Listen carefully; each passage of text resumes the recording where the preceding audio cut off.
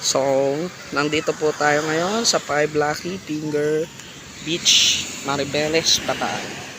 Okay, so yung dagat na to, ang kakaiba dito, napansin ko, pag bumaba ka sa bangka, ay nahulog ako.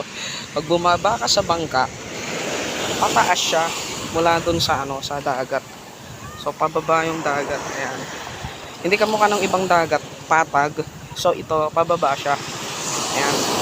So halimbawa, sige, maglalakad ka mula dun sa water. Ayan. So, yung niya, yung dadaanan mo is paangat.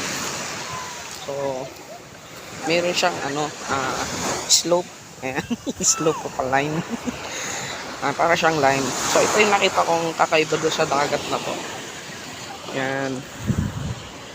Okay, so, kamukha ng ibang dagat, pagka humampas yung wave, may napo-form din na pattern. Ayan. Okay. Tapos, kung mapapansin nyo, merong traces ng tubig na unti-unting bumababa pag humampas sila doon sa sa seashore. Ayan. Okay. So, kung ikaw ay nag-aaral ng calculus, yung pattern na yan is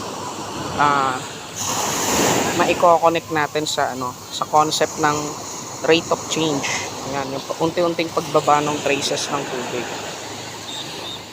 Okay. Ayan. So, ang point ko lang, hindi ako magle-lesson. Ang point ko lang is, math is everywhere, di ba? So, pwede mo nang ma-appreciate ang math sa nature, kung saan pa.